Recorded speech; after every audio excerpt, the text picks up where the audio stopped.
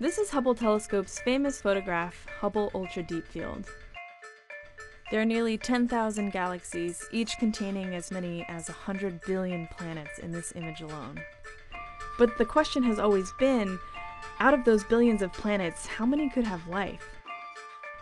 Observing Earth's global biology on a massive planetary scale has given scientists the tools to answer important questions.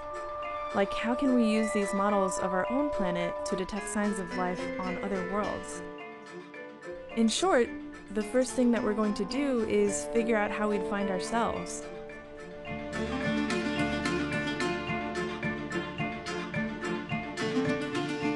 When I talk to people about the search for life on all these planets we found around all these other stars, a very common response I get is this line from Contact. Well, if there isn't anything out there, it would be a horrible waste of space, which is a wonderful line.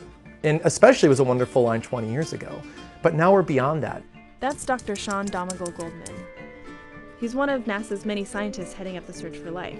I'm a research space scientist and astrobiologist at NASA Goddard Space Flight Center. What I do at NASA is I look for ways to look for life on other planets. 10 years ago, conversations about life in the universe were mainly limited to bar talk and philosophical conversations. But that's all changed. We can now apply the scientific method to the question of, are we alone? We, based on our understanding of how life operates on Earth, are starting to derive principles of the signals that life creates that we could then look for on these planets around other stars. But with a universe as vast as ours, where do you even begin looking for these Earth-like planets?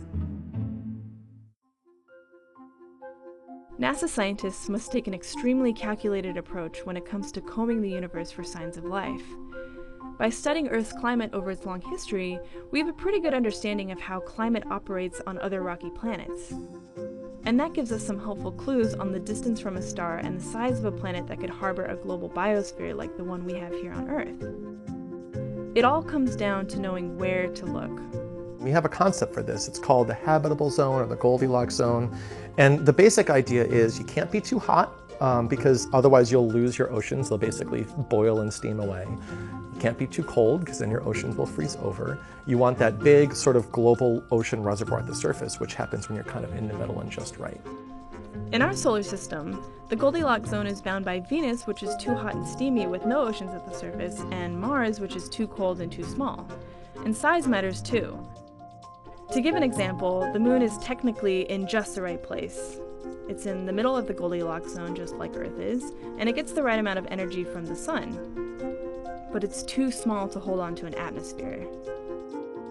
And the same thing goes for planets that are too big, like gas giants, where there's too much pressure bearing down on liquid water. We're on the Goldilocks planet.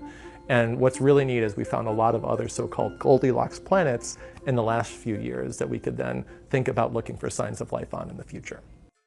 The studies Sean is talking about have been coming out pretty consistently since the early 2000s. The recent uptick in exoplanet discoveries over the past 7 years or so is due in large part to the Kepler Space Telescope, which found over thousands of exoplanets orbiting other stars. One cluster of planets after another, astrophysicists have discovered a mind-blowing number of worlds that are the right size and distance from their star to potentially have conditions for life similar to Earth. The most amazing thing that Earth has taught us is that life can really exist in very dramatic environments, from really hot environments in the middle of a desert to really cold environments with little light at the very bottom of our ocean. Based on what we know about Earth, the fundamental cocktail looks like this.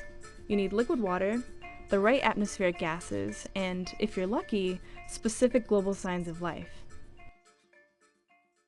Everywhere we look, whether it's a desert, or Antarctica, or the deepest parts of the ocean, or the deepest parts of Earth's crust that we've explored, as long as there's a tiny speck of liquid water, there's life. And because of that, it's been central to NASA's search for habitable environments elsewhere.